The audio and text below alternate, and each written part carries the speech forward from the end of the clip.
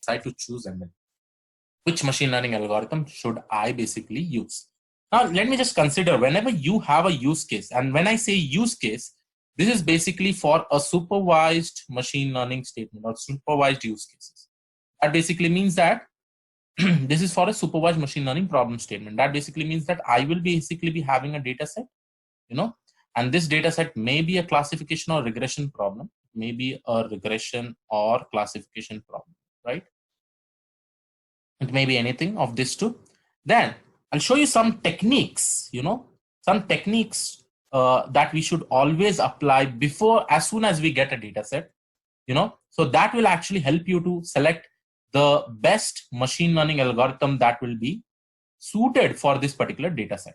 So let us just go ahead and understand it. Suppose let us consider now a classification problem statement.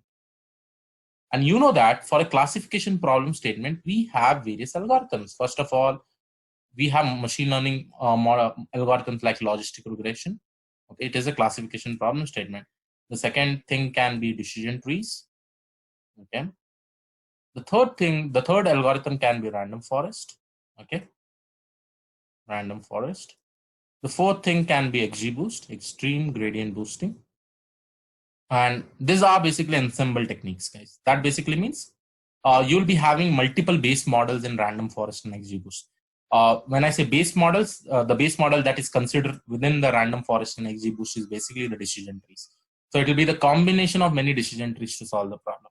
You still have other machine learning algorithms like k-nearest neighbor, you have SVM, and many more. Okay. So now you have so many classification algorithms. Now suppose you come up with a classification use case. Now you have a use case. How do you decide from all these particular algorithms, which algorithm should we use, right?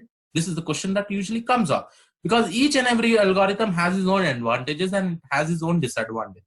So what is the best way should I basically use, or strategies should I use, so that I select the best model that will be actually useful for this, right? Now the one thing many of them has told that why don't we try all the machine learning algorithm, or most of the machine learning algorithm which you consider some of the as the best. Let me take an example like decision tree, random forest, XGBoost. These three machine learning algorithm, guys, I've seen so many developers. These three algorithm are the best algorithm for them. All the time they will be saying that if they just see this particular use case, they'll directly say that, okay, just go ahead with random forest. But that is not how we should go ahead with. Okay, so understand, guys, from logistic regression. Now, if you consider the explanation about logistic regression, if you don't know about logistic regression, guys, I suggest you go through my videos in my YouTube playlist. I've actually given the exact maths what is required in logistic regression.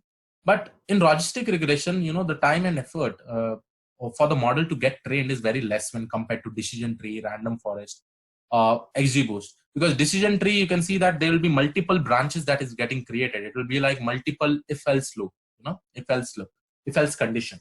So based on that, as we go ahead towards this decision tree, random forest, XGBoost, more amount of time usually takes for training the model. Now, most of the time whenever you are doing a real world scenario, you'll be having a data set.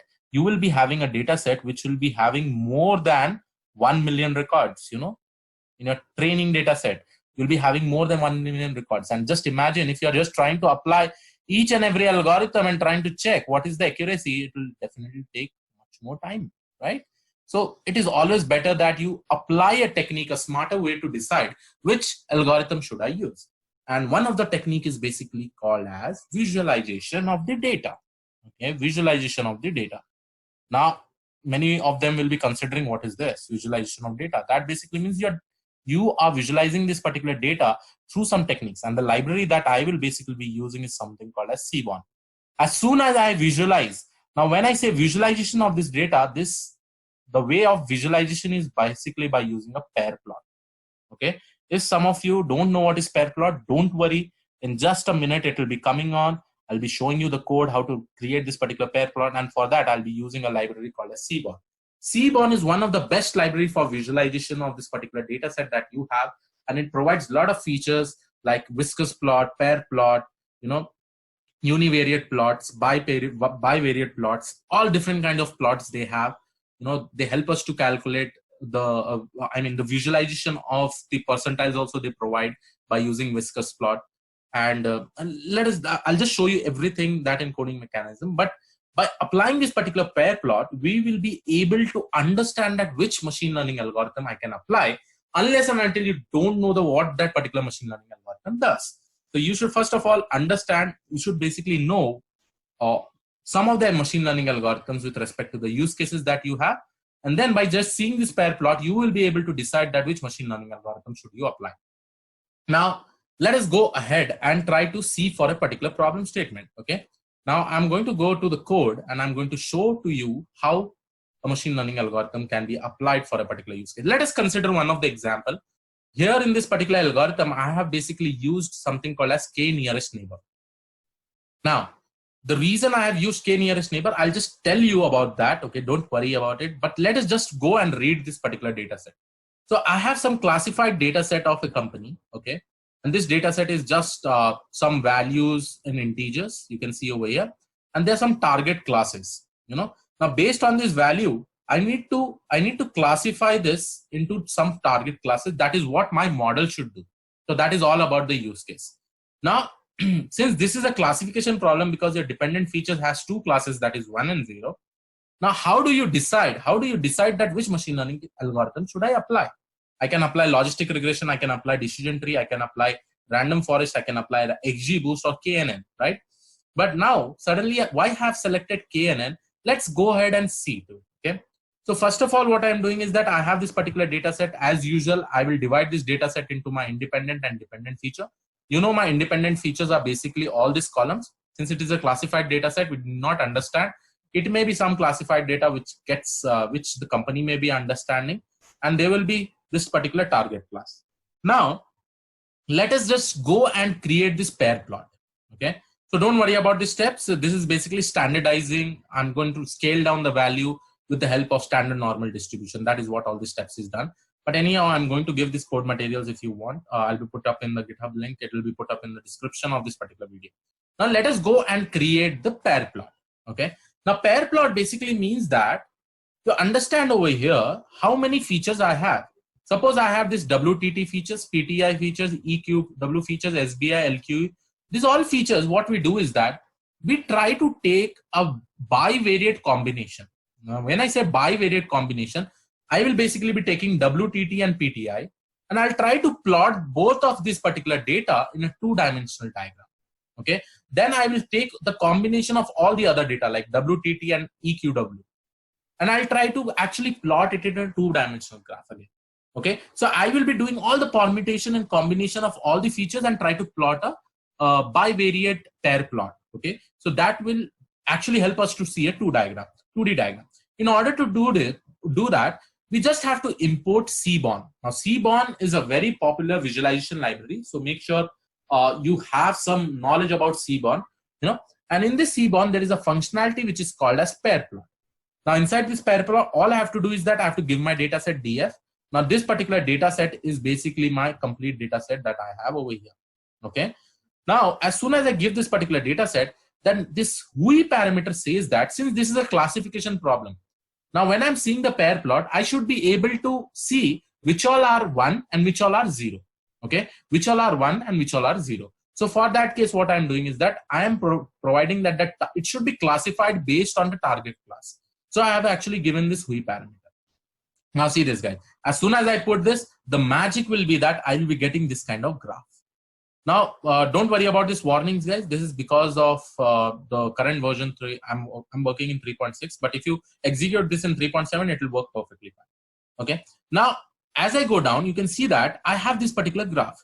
Now, one thing you have to note about this graph, guys, is that this graph in the x-axis, always remember that we will be getting all these features like WTT, PTI, EQW, SBI, LQE, QWG, FDJ, PGF, HQE, and XL.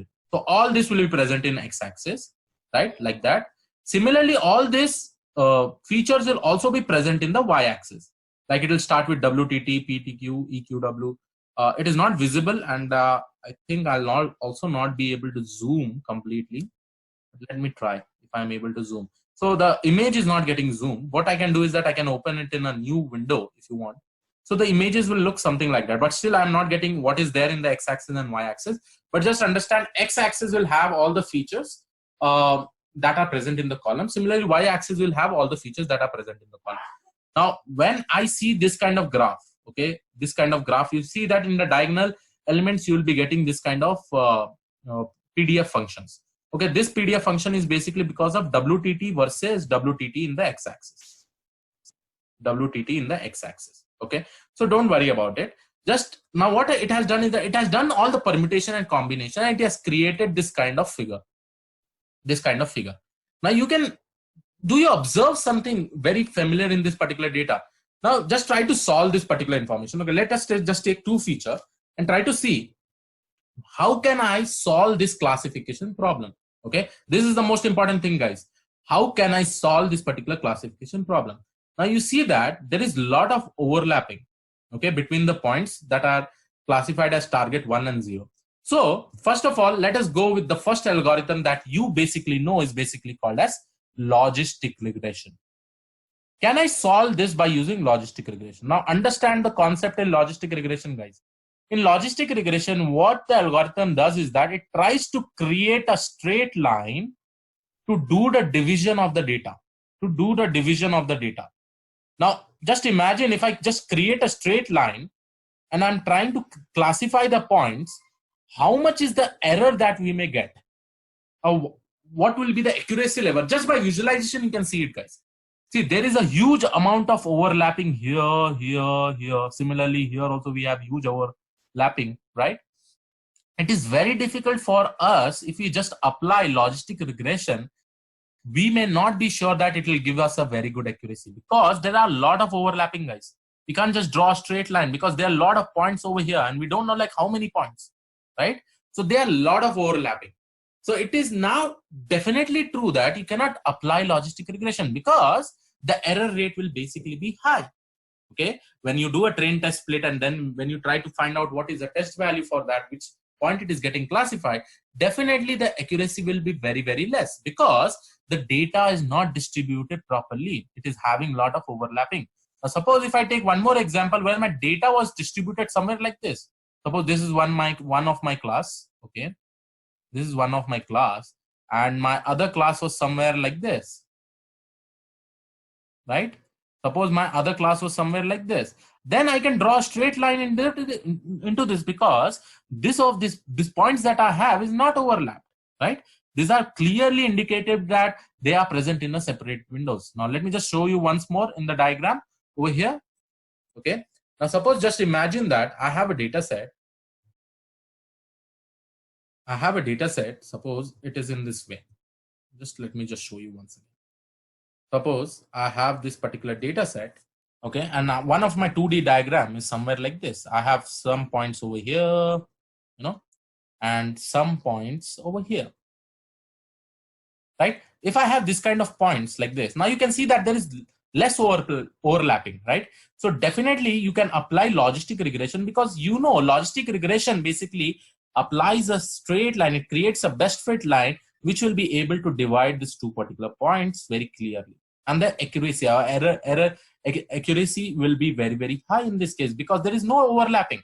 For this, I think you should not go because you know that logistic regression is used for solving linear classification problem statement.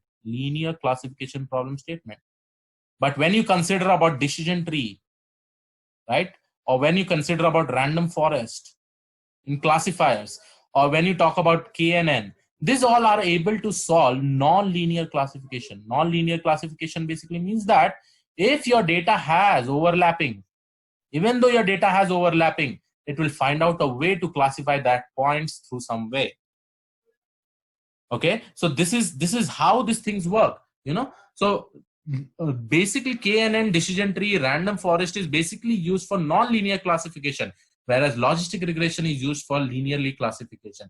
That basically means that logistic regression will try to create a straight line for dividing these particular points, and this will just act like a best fit line, which will be clearly able to, you know, classify these particular points. Whereas in case of KNN, decision tree, random forest, there will be different kind of non-linear shape or non-linear way. Non-linear way basically means that my curve may move something like this to divide the particular data set. It may not be in the straight line.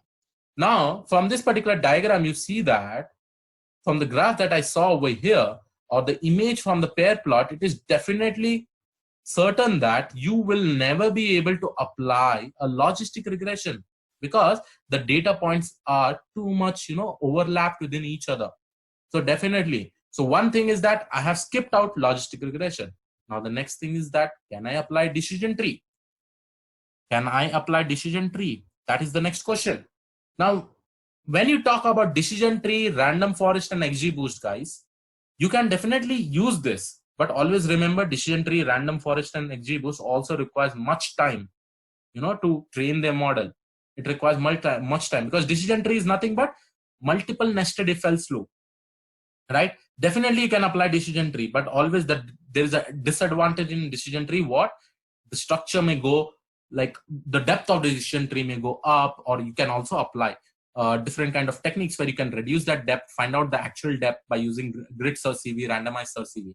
So one scenario is that definitely you skip logistic regression because this is a lot of overlap.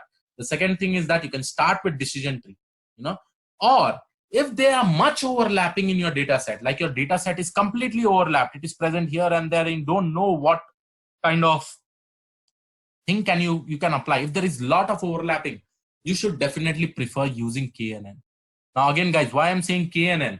Because KNN uses a concept of Euclidean distance to find out the similarity of the points where it belongs to, right? And based on the neighbors that it has, it will try to find out the similarity based on the Euclidean distance. So if you have a lot of overlapping of your data points, guys, definitely go and apply KNN. You don't have to worry about that, But if still you feel that KNN is not performing well, then you prefer going with decision tree, random forest, and XGBoost, But the most costliest will be random forest or XGBoost, because the depth of the tree. Suppose if you take that in random forest, you want to create 100 trees. So based on this particular data, you will be creating so many trees. But I've seen guys, they don't even try with KNN. They don't see that. See, the one point is that if the data is not overlapped too much, you can definitely go with decision tree and random forest. But if your data is completely overlapped, now here also you see that the data is overlapped because you can see that most of the data is present below this orange data also. Okay, so that is the reason why I have applied KNN in this particular problem statement. You go and try and apply with decision tree and random forest also. I also did that, but the accuracy that I found out in K nearest neighbor was more. So this is the best thing that you understand from this. Okay, so this is how you have to find out. You have to find out a way. Now let me just show you one more example, a simple example wherein we will try to see for a decision tree or a random forest. Now this is one of the graph that I get from this particular data set, and let me just zoom out this particular data like this. Now just tell me what kind of algorithm you want to apply in this. Now definitely you cannot apply a logistic regression because you cannot create a straight line, okay, to divide this particular data points. Definitely you can't do that. Now the other thing is that you can definitely apply decision tree, random forest, XGBoost, or KNN, right? Because all this particular scenario will work for this algorithm, because decision tree is all about making different groups, like multiple if else loop, something like this. Now suppose a new data point comes to this, then you will be able to identify that which classified point it belongs to, right? So all this particular scenario works well, but you need to find out this pair plot plays a very important role. If you are able to play with the pair plot, most of your observation and most of your answers, most of your questions are answered. Most of your questions are answered, and definitely you can do a hit and trial method by taking two algorithms and trying with the same data set to see the accuracy. But definitely I would try that.